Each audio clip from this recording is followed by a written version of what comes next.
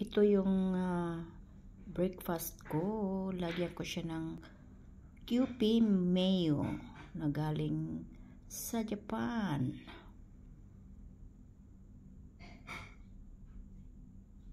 At i-spread natin to. Siya. I-spread natin siya.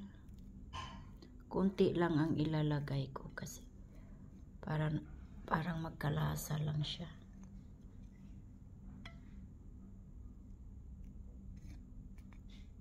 At masarap daw ito, sabi ng anak ko. Kaya sinubukan ko lang, gaya-gaya ba. Tapos saka ko ilagay yung itlog ko.